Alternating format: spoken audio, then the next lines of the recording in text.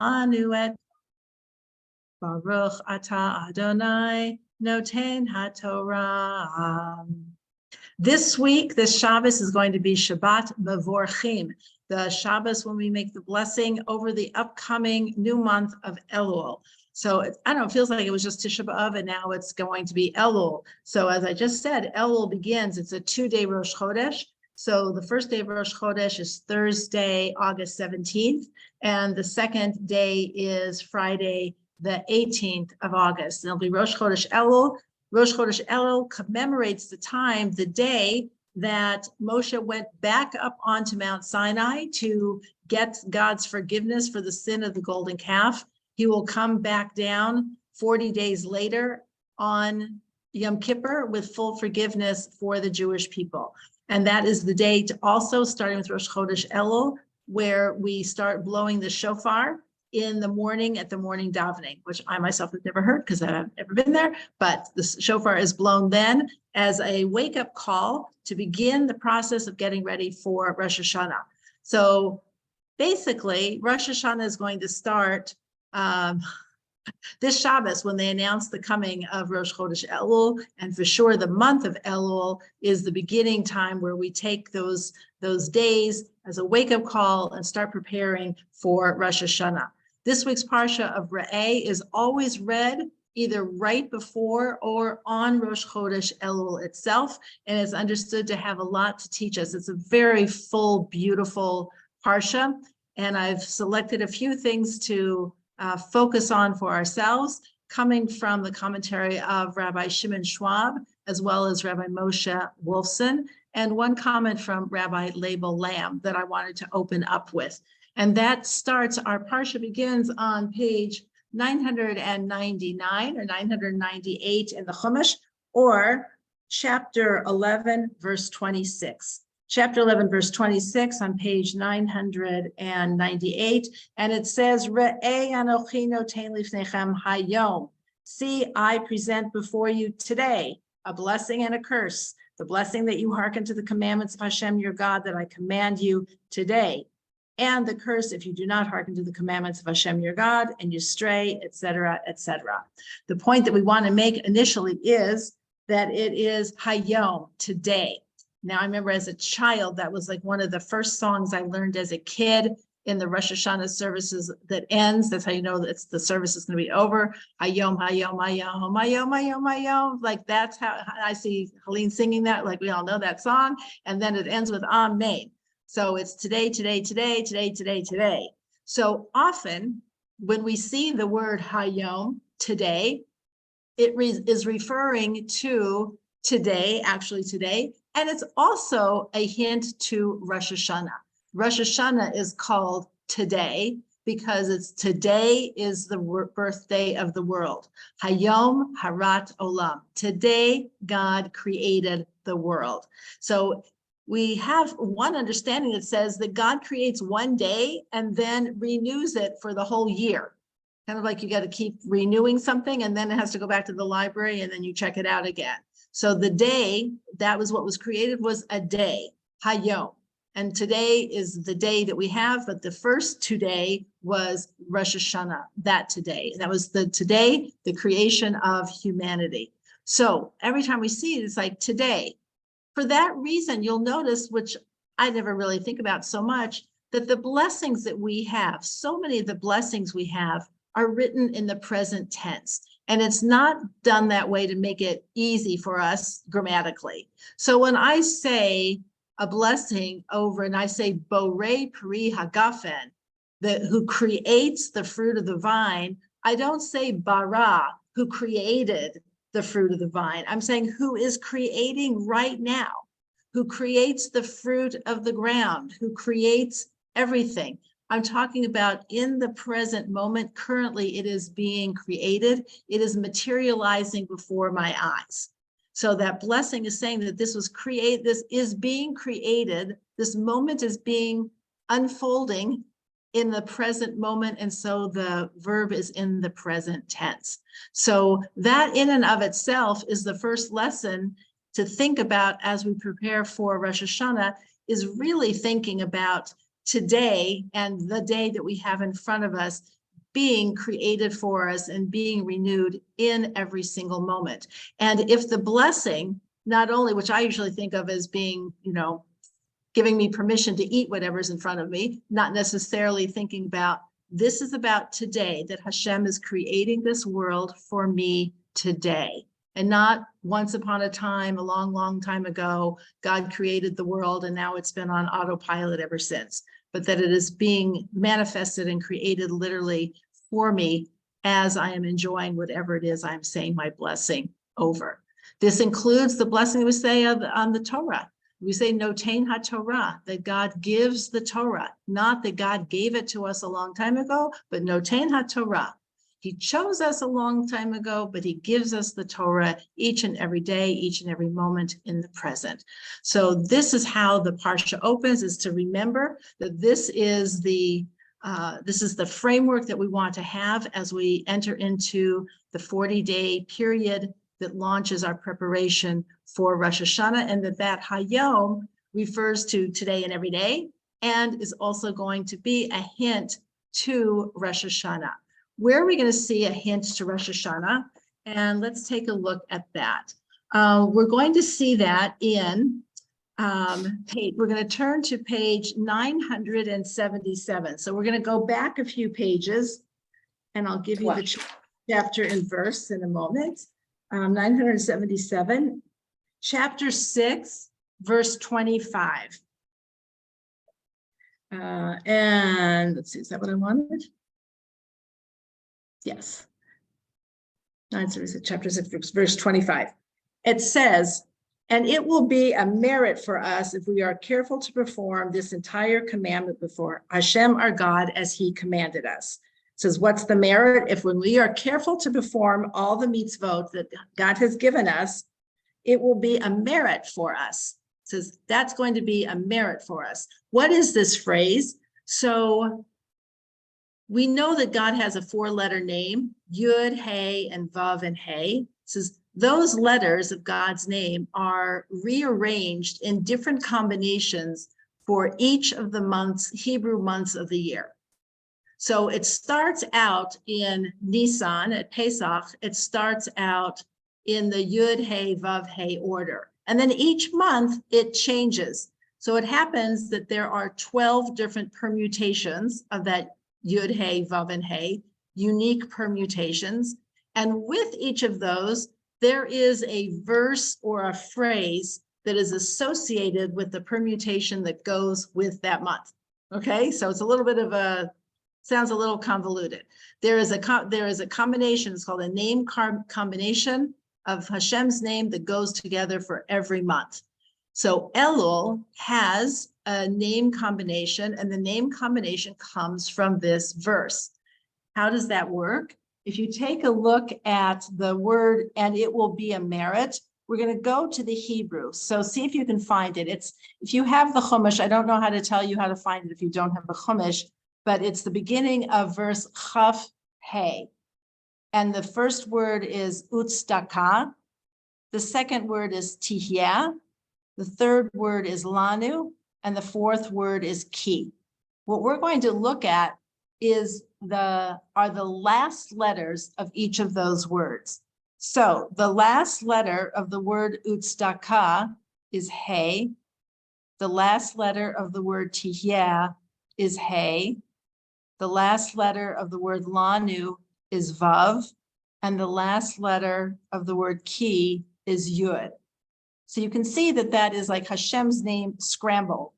If you were to take those last letters, you would read it Hey, Hey, Vav, Yud. But you can see that you could make those into Yud, Hey, Vav, Hey. But in this case, it's going Hey, Hey, Vav, Yud. So this verse has been selected. Now, I don't know if there are other verses that also fall out like this. I actually don't know that. And I don't know who was the one who discovered this, but it has been discovered and it's universally agreed upon that this is the verse that goes with the name combination for God. Now, is this just like a cute thing? Oh, it just happens God's name is 4 letters and it just happens that there are 12 and we'll just make up a whole thing and assign it for each month? So, no, what we're trying to do and get at is what aspect, if there are like 12 different aspects of our relationship with Hashem, which aspect are we relating to in this month? What's the kind of the theme for the month in our relationship? Just like in any relationship, sometimes different aspects of the relationship are going to be manifested, are going to be evident, in all relationships. So those are called permutations of the name, which means that we're looking at the relationship from a slightly different direction. So now go to the English where it says, and it will be a merit for us if we are careful to perform this entire commandment. It says, it will be a merit. Now, there's a word in Hebrew for merit, and that's usually a zechut, or it will be a reward. It will be a schar for us. But if you look on the Hebrew, the word that we said was not either of those words. It was the word utzdaka. Now, you should recognize that word from tzedakah. So really, you would have expected to see the English say, and it will be tzedakah for us when we listen to Hashem. But I don't know, I'm thinking that the editors are thinking that doesn't make any sense in English. So they're going to call it a merit. But we have to understand why the word tzedakah is used. So the idea we want to focus on, and then why during the month of Elul is the idea of tzedakah so important. So tzedakah happens to be the mitzvah through which we earn and gain an incredible amount of merit. That is, merit and tzedakah are kind of one and the same. If you're looking for more merit, which is why you've probably heard the people say, if you want to do something, give tzedakah. And what's the phrase people say? In the merit of a refuah shlema for someone, to honor them. It should be an aliyah for their neshama, an elevation for the soul. Giving tzedakah gives us merit. Now, when we're preparing for Rosh Hashanah and we're preparing to be judged, we want the account to be tilted in our favor. We want it to be tilted in the favor of our merit. It says, and what is it that will do that? What's kind of like the quick path to that?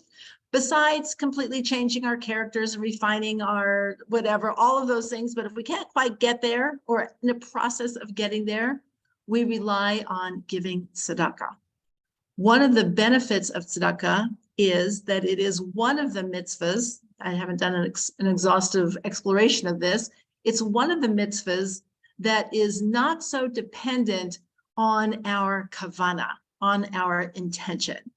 It says that a poor person benefits from your money, whether you wanted to give it or not. So if you sign a check or you put money in the pushka and you have a scowl on your face, that dollar bill is going to still feed someone. I always tell the story that when our son was taking a class, I think it was at Metro, I don't remember, it was one summer. And, yeshiva education doesn't really compute with the college system. They don't know how to translate, what you've studied in yeshiva and how that should translate into credits for anything else. He wanted to get into a class for which he was qualified, but he didn't have the official prerequisite. But the person in the registrar's office finally agreed to sign his registration. And she said, I'm not happy about it, but I'm going to sign it. So now I ask you, her being happy about it or not happy about it did not change one iota of her authorization for him to take the class. It's like, okay, I'm sorry you're not happy about it. What do you want me to do? So not that we shouldn't be working on ourselves to develop the proper kavana and a generous heart and all of these other things that go with a mitzvah. However, we don't always get there.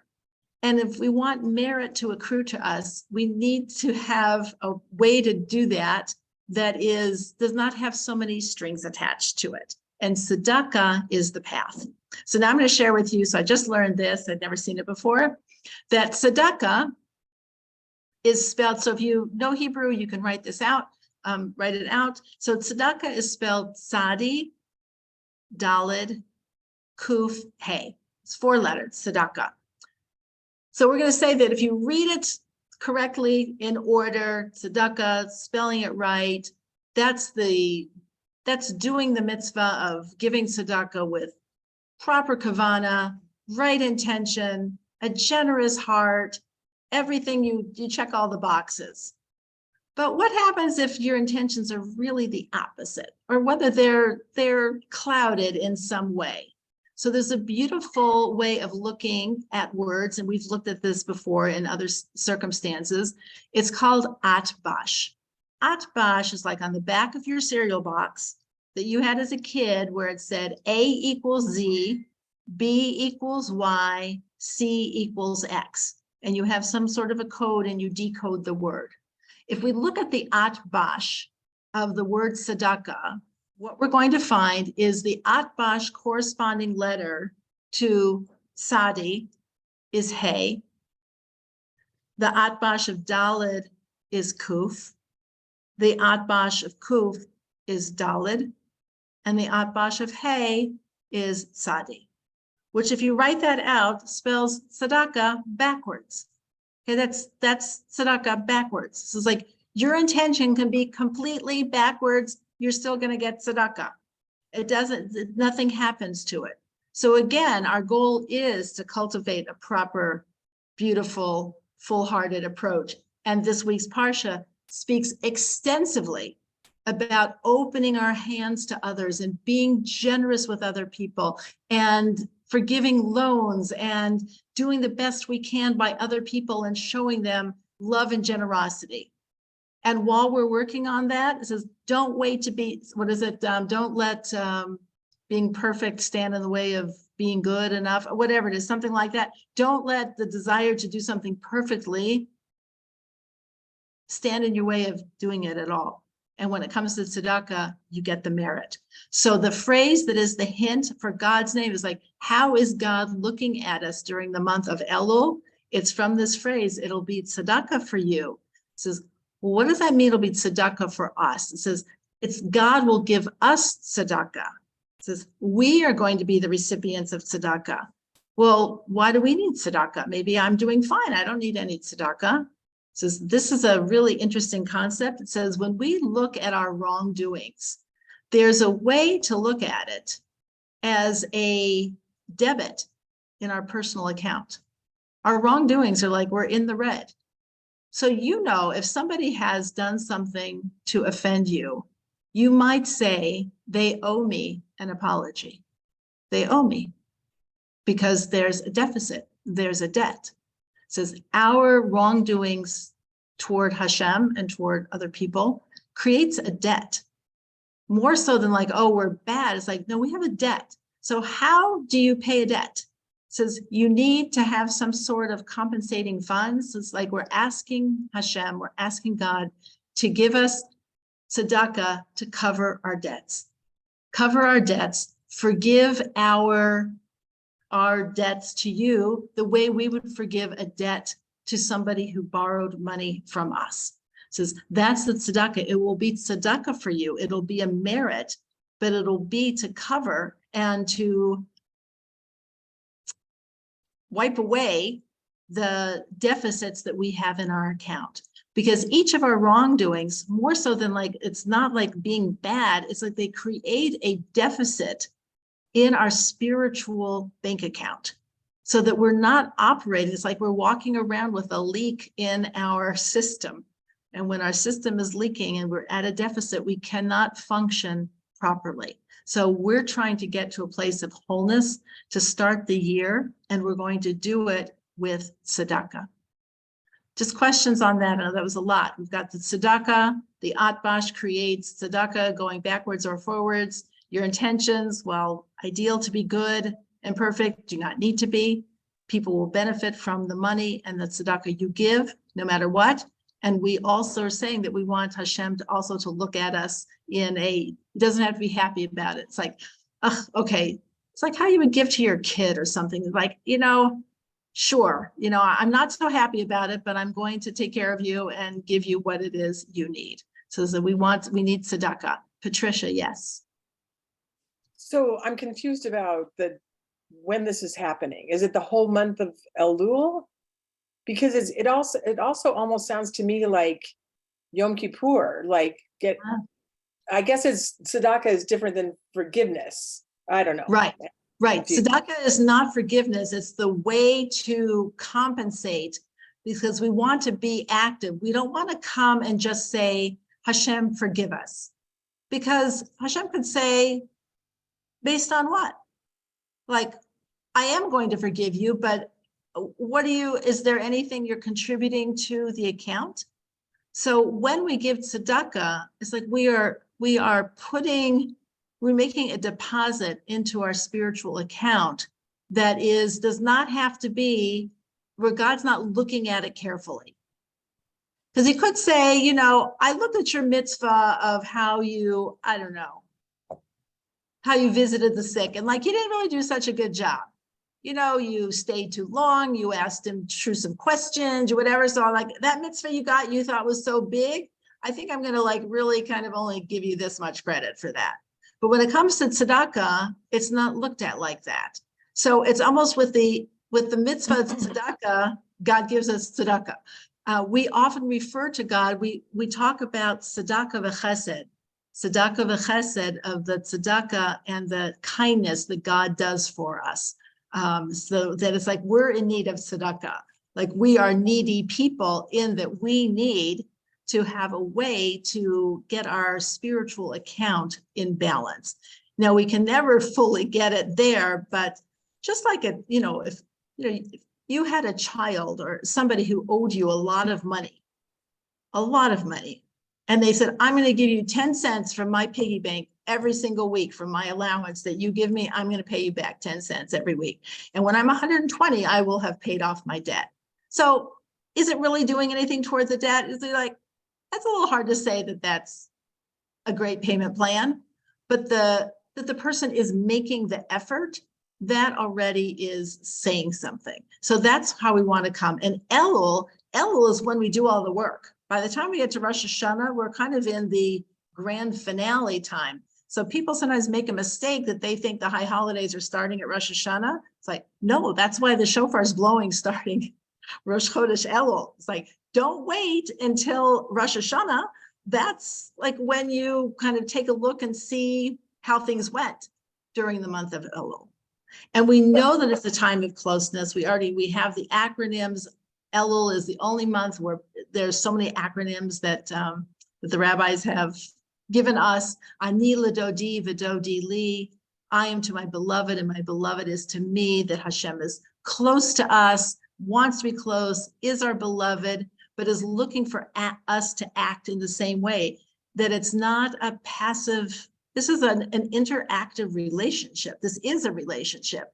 It's not that we're marching into synagogue on Rosh Hashanah saying, I hope God forgives me. And then I'll go like this on Yom Kippur and really hope he forgives me. It's like, that's not Judaism. That's not Torah. We're here to be involved and engaged. And the permutation of God's name for the month gives us a hint as to what the opportunity is for us.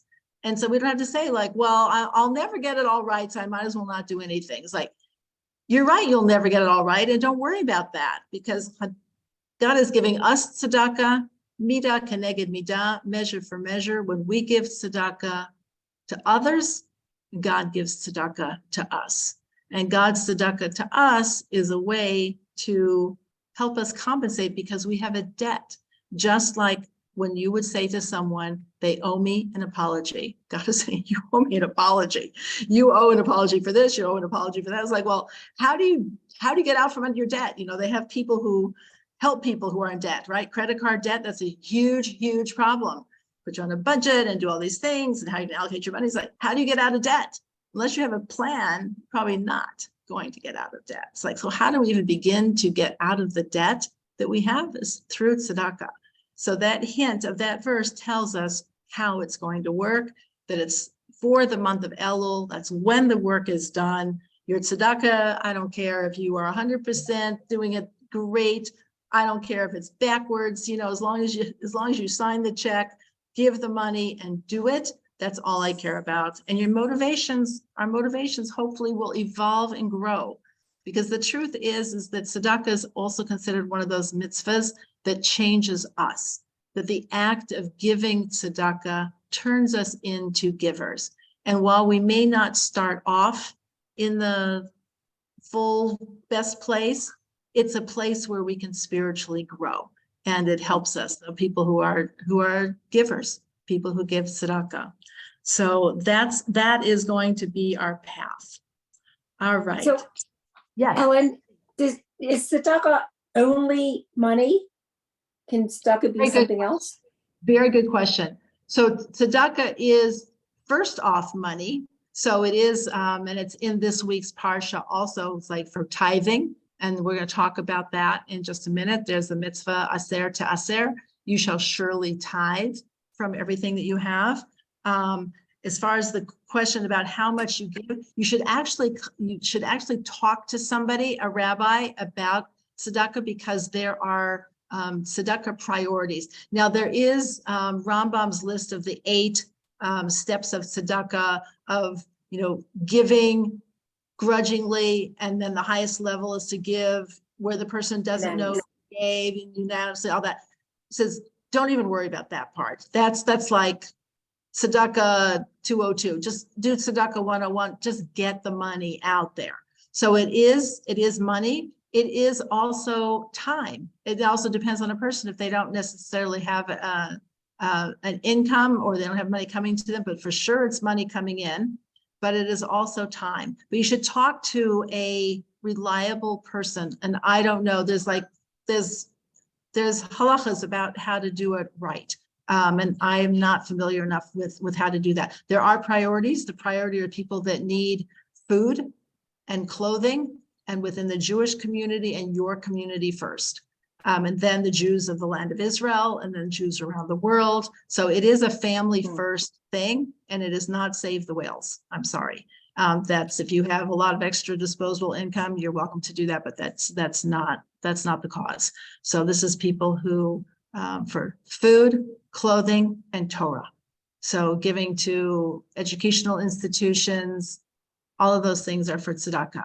Tzedakah is also, you can give time. So a lot of people who do pro bono work, that would be also tzedakah, who tithe their time. So all of that can be included. But you should really talk to somebody. It's an interesting, and then there's only, is it your net, or is it your gross, and like all these things that I'm not equipped. I'm not a tzedakah accountant. But there are those things, just basically family first. And family first means that if you have a struggling family member, even one that you're not so happy with, they take priority over some other person, some other Jewish person in your own community. So, there's the story of the rabbi who went to a man to his office, made an appointment with him. He said, I want to talk to you about a tzedakah opportunity. The man was like, great, just tell me what you need. And he says, no, I want to come to your office and talk. He goes, oh, you don't need to. I'm like kind of busy, and I'll be happy to write you a check. He said, no, I want to come and talk to you about this case. So finally, the guy agrees. Rabbi comes to his office, sit down. What can I do for you? He says, I have somebody who really could use your help. He's in this situation. He's had so many difficulties. He hasn't been able to hold on to a job, and his family has needs, blah, blah, blah. The man's very sympathetic. He's like, okay, you're like, who is it? I'll give him the money. He said, it's your brother. And he's like, that good for nothing? I wouldn't give him a cent. So sometimes the more we know about a person, it's like, I'm not giving to him. Did you see how I respond? He never even spent his allowance. I'm not going to give him a cent. So it says that when our responsibility is first and foremost to our family members. Now, again, consult your local rabbi about not enabling something that is unhealthy. That's a different story. But we have a basic obligation to our family first. And then our family then includes other Jewish people in our community. So that's those, just even having those to be at the high level of like, is it after my, after taxes? Is it this? All those things are like higher level questions that you really should ask somebody. Our tzedakah is supposed to be thoughtful, and it's not supposed to be random. It's not supposed to be like random acts of kindness. Tzedakah is money that we actually owe. The money that we have, and I'm talking about the money rather than time. Money that God gives us, part of the money that God has given us does not belong to us. So tzedakah is an obligation, because tzedek means justice, righteousness. Righteousness shall you pursue. It doesn't really mean kindness. That's why when you pay your tax bill, I don't think the IRS really cares if you're happy about you're paying what you owe on taxes. It's like, I'm not so happy about this. It's like, great, too bad, write your check. And when businesses have to remit sales tax, the sales tax they collected doesn't belong to them. So, my husband was the treasurer for the city and county of Denver for many, many years and collected sales tax. If you keep sales tax that you're supposed to remit, that's like fraud, because the money doesn't belong to you. It's not saying, well, I don't feel like giving this, like it's not yours. So the money that we have, that tzedakah, does not belong to us, and we are obligated to remit.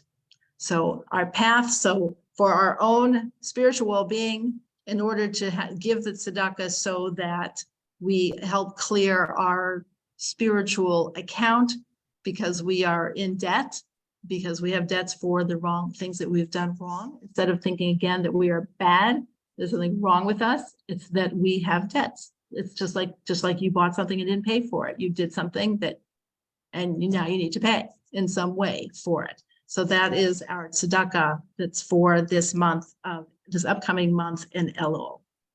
Okay, now we want to go back to the idea also of Rosh Hashanah. Rosh Hashanah is the day of the creation of humanity. It says the humanities is like, where did Adam come from? So now, even from the story that you would learn in Sunday school, that Hashem took like dirt and put it together and breathed the breath of life in and created humanity. So it's like, where did the dirt come from? So there's some that say the dirt came from all around the entire world. It says, but where was it focused first? It says first it was under the Kisei HaKavod, the throne of glory. And where would that be physically located, the actual dirt? It says from the Temple Mount. It says from where the Beit HaMikdash stood, that's where it came from, which is why we have such a pull toward that place, because it is a place where heaven and earth meet. So the Rosh Hashanah, the creation of humanity, is deeply connected to the Beit HaMikdash, to the temple. It's like those things. So like where Rosh Hashanah is the creation of humanity and is the source in time, the day of Rosh Hashanah, the place is the Beit HaMikdash. And wouldn't you be not surprised to find out that the numerical equivalent, the gematria of those two things are the same? Rosh Hashanah equals 861, and Beit HaMikdash equals 861. They are equivalent, one in time and one in place. So when we are talking about Rosh Hashanah, we are also talking about connecting ourselves to our place of origin and not just our time of origin. So we know when we come to Rosh Hashanah, it's going to be, it'll be 5784. So that's in time, in number of years, and it's the holiday of Rosh Hashanah. That's when that changes. But in space, like where did it happen? What's the place? The Beit HaMikdash place. So we converge time and space. Beit HaMikdash, Rosh Hashanah, they both equal 861. So since I have my new gematria program, because my old one was version 2 of something that's now up to like version 30, and I was able to just buy it and download it, I was so excited. So I thought, okay, so I'm going to look up 861. You can put a number in and see what word or verses or something also equal 861. So I thought, well, let's just see. So I plugged that in. There's one verse in the entire Tanakh, that means the entire Bible, that has the same gematria of 861. Where is that? It is Psalm 119, verse 91. So that I'm just going to read for you from Tehillim, from Psalms, and it says, to fulfill your judgment, they stand each day, for they are all your servants. To back up and read a few other lines, it says, forever Hashem, your word stands firm in heaven. Your faithfulness endures from generation to generation. You establish the earth and it endures. And then here's the verse, to fulfill your judgment, they stand each day, for all are your servants. What is this talking about? It's saying in all of the natural world, all of creation stands to do God's will, because all of creation are your servants. The sun does what it's supposed to do. The stars do what they're supposed to do. All of the natural world does what it's supposed to do. Like they are your servants. And when does it say that they stand? It says they stand each day. And where does it say? But the Hebrew doesn't say each day. It says amdu hayom, the day. They stand on the day because they are all your servants. Which day? Rosh Hashanah. So I'm like, wow, that just kind of blew my mind. The one verse in all of Tanakh is related to Rosh Hashanah, that all of creation stands on Rosh Hashanah because they are all your servants, which should be a wake-up call to us. If the entire cosmos is standing and doing everything that Hashem wants it to do, we're the wild card. We're the only ones in all of creation that can choose to do whatever we want because we're like God. So God made it this way. But can you imagine how frustrating that is? It's like, my goodness, the entire universe is operating with precision. And then I've got these people here. But the only ones I can really have a relationship with, really a relationship, are the ones who have a choice to be in the relationship or not. But 861, that numerical equivalent, is the verse in Psalm 119 that talks about all of creation standing on Rosh Hashanah because they are all your servants. And so we should say, and we are too, because what is Rosh Hashanah? Rosh Hashanah is called the coronation day. It says that's why we have the special section of the davening called Malchuyot, of God as Melech, God as King, as we say in our blessing. Baruch atah Hashem Elokeinu Melech haolam. God, you are the crowned sovereign of the entire world. So many of us are fine with God being the crowned sovereign of the whole world, but not necessarily of ourselves. We are kind of like, you can have the whole world, but me, I'd like to just be in charge of myself.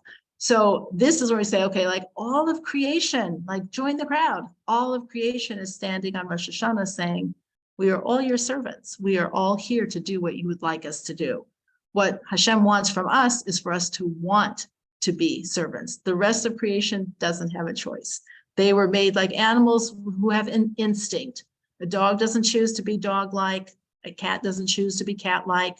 They just are what they are. Human beings get to choose. And for that, we're saying we want that to happen on Rosh Hashanah, for Hashem to decide to give us another year of choosing, another year where we're going to choose the way this parsha opens up. See, I have set before you today blessing and curse. You get to choose. You could say, God, could you just like take the curse off? Can you just take the wrong decisions off the table so that I don't even consider them? It's like, no, because the whole point is that you need to choose. And so this is what we're asking for, is we're asking to be able to choose this life and to be like the rest of creation. So that's our code number, is 861. Okay. Now, we said before that this parsha also speaks very extensively about generosity. Generosity to people who are in difficult situations. They're in financial difficulties. And we know, why do people end up in financial difficulties? Sometimes it's a short-term problem. Sometimes it's a long-term systemic problem. There are all sorts of reasons. We'd like to have like a neat little package of like, I will help people who are needy, who fit this definition of who I consider worthy of helping. This is like, that's not really how it works. There are people who they're just habitually having difficulties. And it says that we are supposed to be generous. So whenever there is a need to emphasize that we should certainly do something and certainly go above and beyond, and we already mentioned one example, tzedek, tzedek, tirdof. Justice, justice, righteousness, righteousness shall you pursue. Why is it repeated? This is because you have to chase after it. Tirdof, you shall chase after it. It's not easy to be righteous.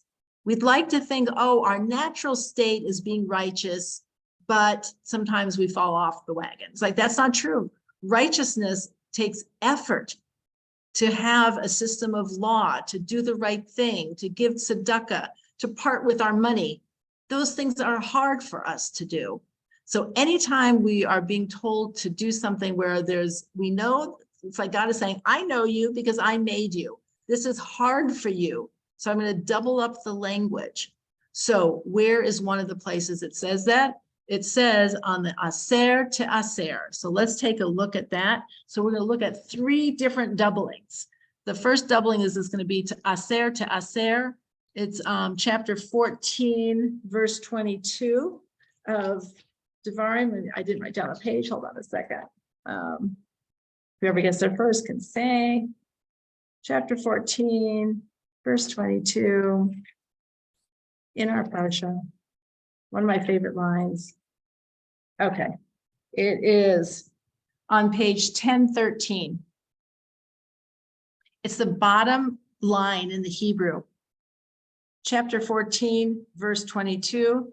It says, you shall tithe the entire crop of your planting, the produce of the field year by year. But the Hebrew, it says, next to the chaf bet, the bottom of the page there, it says, aser to aser, you shall surely tithe. Aser to aser, you shall surely tithe. Why? Because your inclination is going to be not to. I worked hard for my crop. I shouldn't have to tithe it. It was my effort. Why should I have to give it to anybody? So our rabbis say, first of all, that's a reminder, aser to aser. But even more beautifully, they read this as aser to asher. Aser to asher means tithe and you shall become wealthy. Tithe and you shall become wealthy. Now that's really counterintuitive because by definition, if I take money out of my account, I have less. So how is taking money out making me more wealthy? So the correct Hebrew really for becoming wealthy, the way the rabbis describe it, is aser, I'm sorry, hold on a second, one sec. Aser tit asher. Asher tit asher, which means you shall make yourself wealthy. It's like, oh wait, who's making me wealthy? I'm tithing, but how am I getting wealthy if I'm having less money? So we have to look at what's the definition of wealth. And we have that in Pirkei Avot. Ezehu ashir. Who is the person who is wealthy? Hasameach b'chalko. The person who is happy with his portion. It says that the act of tithing and giving tzedakah works on rewiring our brains to make us satisfied and feel more pleasure with whatever we have. Now, some of that could just be, I feel so grateful that I'm not the one who needs to receive tzedakah, and so I count myself more fortunate.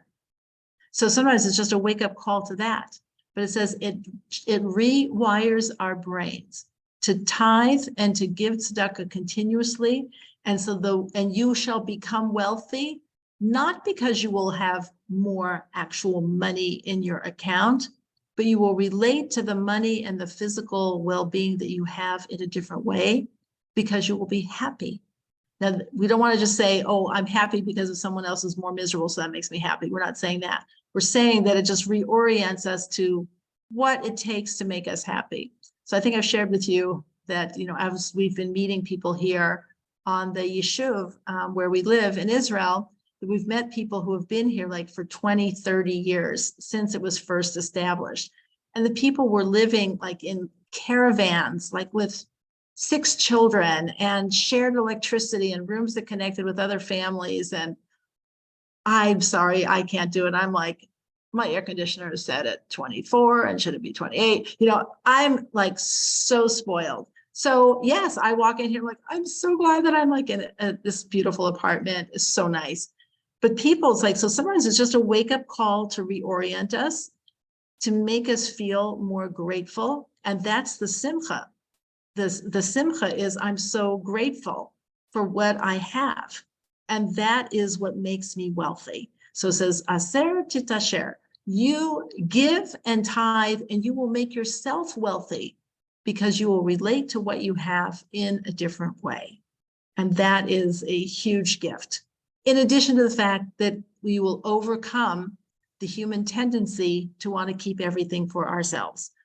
You see with little children, and if you remember being a child, had children, around children, at what age do kids want to have more for themselves? I don't know,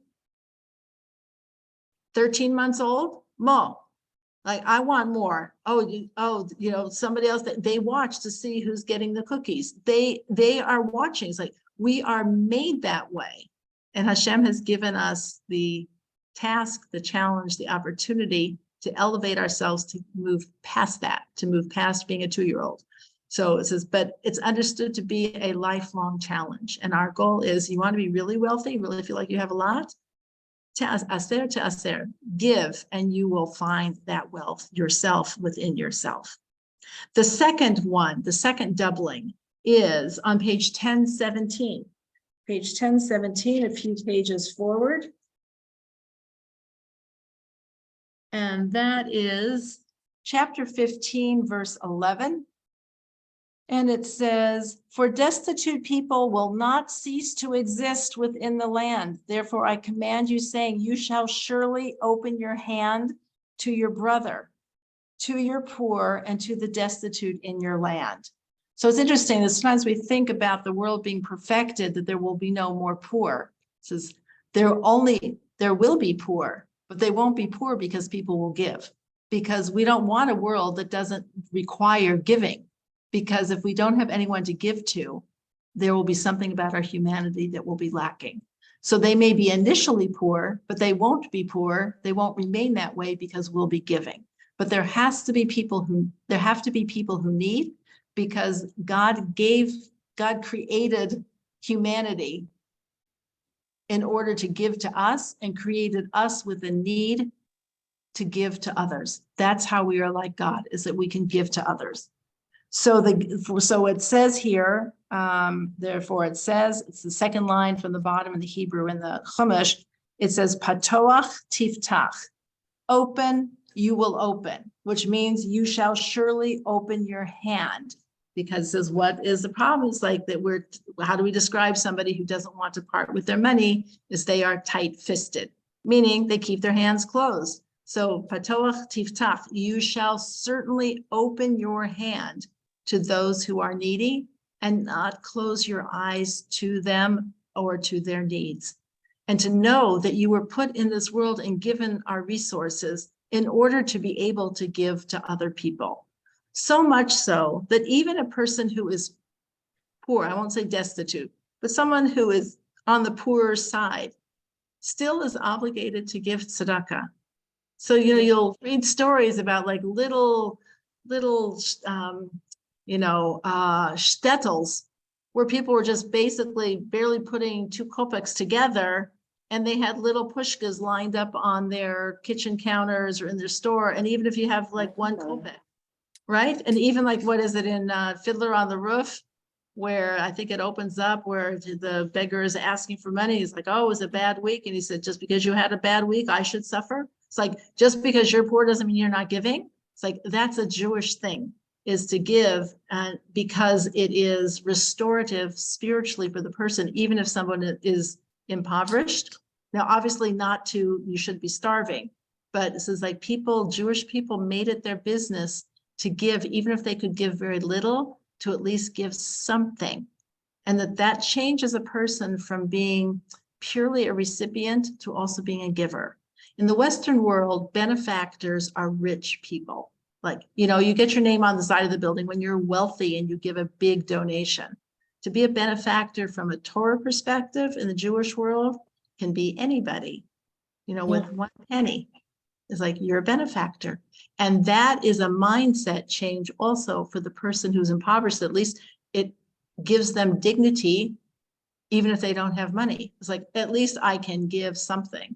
So there was a story about Rabbi Akiva, he and his wife, since Rabbi Akiva's wife's father disowned her when she married him because he was a poor, ignorant shepherd, says they had nothing. They had nothing. They lived like in a barn, like with straw.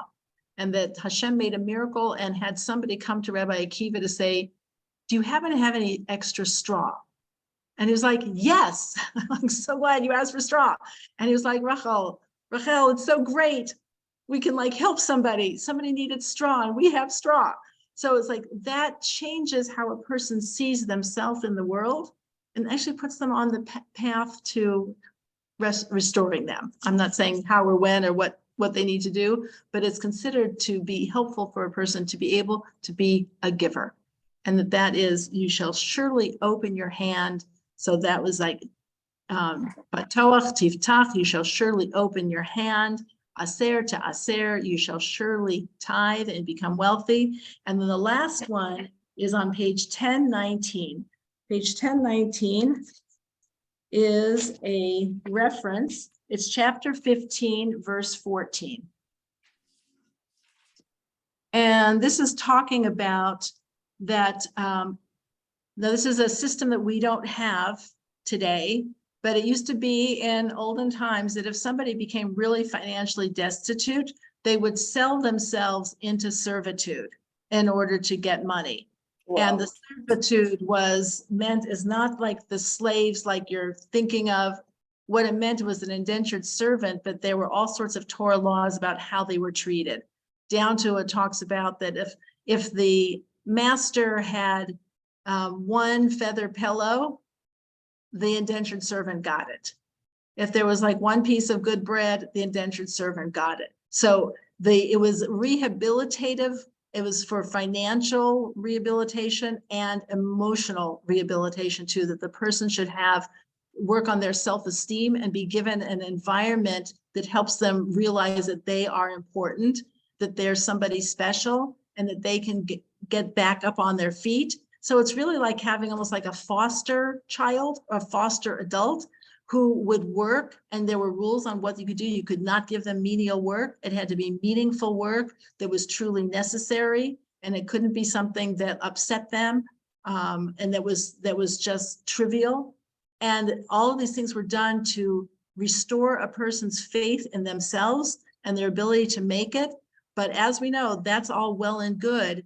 But then when the person finished their time of servitude, they were going back out into the real world. So they've been under the auspices of this loving, generous family, and now they're going to go back into the real world. What's going to help them get started with that? And that's where we get to our third doubling here. I was going to say third and final. There might be more in this parsha of doubled language, but I didn't see it. So if you find it, you can let me know. So let's go back again to chapter 15, verse 14. And it says, we'll go back. Let's read starting verse 12. If your brother, a Hebrew man or a Hebrew woman, will be sold to you, he shall serve you for 6 years, and the 7th year you shall send him away from you free. But when you send him away free, you shall not send him away empty-handed. Adorn him generously from your flocks, from your threshing floor, and from your wine cellar. As Hashem your God has blessed you, so shall you give to him. So this isn't like, okay, you're out of prison, here's a suit and $50. This is like, no, you set him up like you were setting up your child to start their life, like with a trousseau. You give them flocks, you give them food, you give, and things even you could say it's not even necessary, from your wine cellar. And the word is adorn him generously. And the Hebrew is the beginning of verse Yudalid of 14 says, ha'anik ta'anik, which means to adorn them, to just give them just generously and beautifully and graciously, so that they go out feeling like a real mensch. They've restored their financial well-being, has been set aside, has been restored. Socially, they have been with this family. Now, mind you, this family who has their servitude has to be well off and has to be generous. They can't just be like, oh, somebody was sent to go live with the family, and then you hear horror stories about how they were mistreated. They're going to a family that has to fulfill these rules of, if there's one pillow, he gets it. And if there's one last piece of bread and one last square of chocolate, he gets it. You need to be a person who is so generous, taking this person into your home, so that they, again, I just so appreciate this recalibrating, rewiring of a person who has become destitute. It's not just the financial problem they have. They have a self-image problem. They have a social status problem. They have all sorts of other issues that go along with their situation. And this mechanism was designed to counter all of that. to rehabilitate in a nice way, not like that there's something wrong with them, but maybe there is, but to get them so that they can find their place back in society and be productive and be happy, fulfilled, independent people. And that was the goal. Honestly, I think it's a shame we don't have a system like this now, because it would be really quite miraculous. But it would require like the cream of the crop of society to take people into their homes and help them find their way. Now I think this is before the days of drug addictions and other issues that would have created other problems that people may not be equipped to handle, but the concept of it there. So if we are to adorn somebody who is in that situation, how much more so the average person who we come across in our lives, who needs some help, is to be generous and loving. So I even think about, like, when we give things to Goodwill, or anytime anybody's doing a collection of clothing or things for needy people, or as my mother, blessed memory, used to say, deserving people. Sometimes the things that people give away are garbage. They're dirty, they're filthy, they're ruined. It's like, would you give this truly to anybody to wear? It's like, I don't think so. Half of the work that places like that have is sorting out the garbage from something that's really worthwhile to give. It's like, what are you thinking? If you're going to give something, then give something that somebody could really use. So it says, when you adorn someone, it's not like, oh, here's my leftover shmata, I'll give this to you. It's like, no, from your wine cellar, from your flock, from your account, from, here's a new set of sheets, here's this, go set up your home. This mentality, so we can just see it. I hope you can feel like the generosity. So it starts off with the month of Elul is about giving tzedakah. We don't care if you're giving it backwards or forwards, just give it. But then the parsha itself goes on to say, and while you're at it, just so we can be clear about what our goal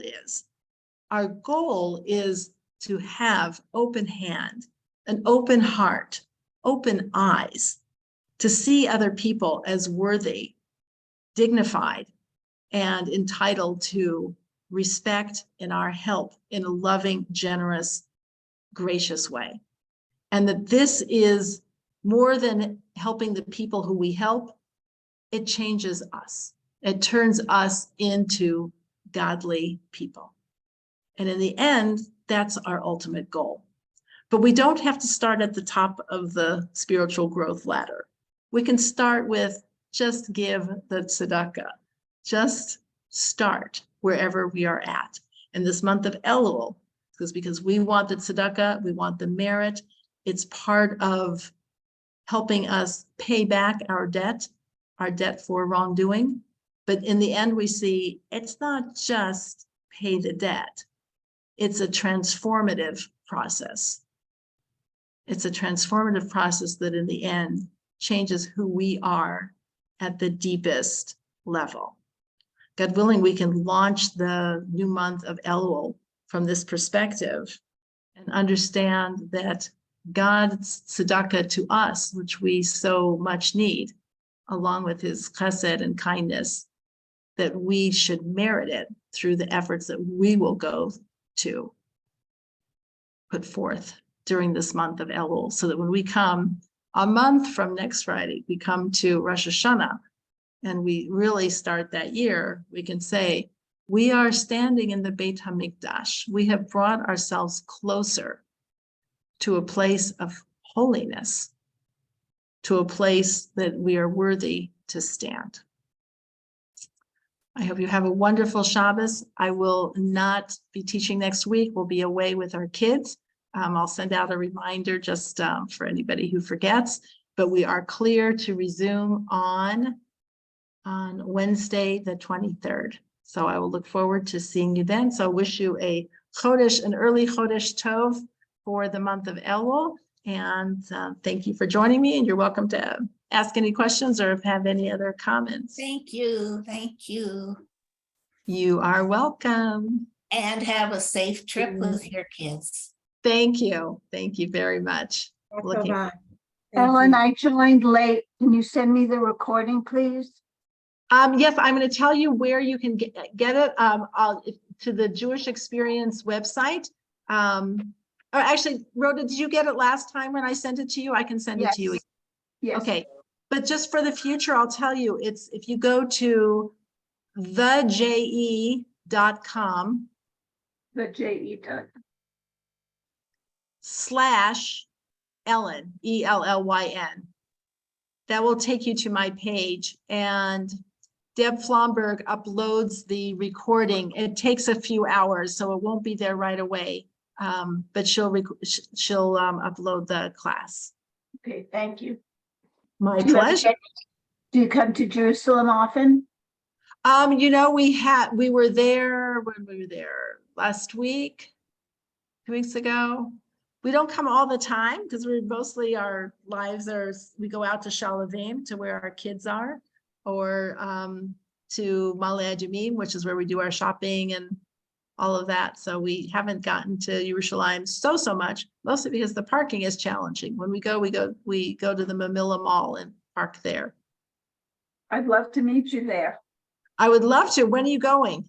I leave on the 5th. I arrive on the 6th. Yay, that's so exciting. How long are I'll you going send to be you there my for? phone number. till the Okay, 20th. great. Okay, We're there great. for Rosh Hashanah. Oh, beautiful. So nice. Okay, I would love to get to see you. That would be lovely. Yeah, that would be great. Wow. And you'll have it at Yerushalayim. Oh, so beautiful. Very nice. Okay, ladies, thank you so much. Thanks, Good y'all. Feel Thank you. better. Thank you. Have a Good good job. shot. Have fun with the kids next week. Thank you. Looking forward to it. Bye-bye. Bye-bye.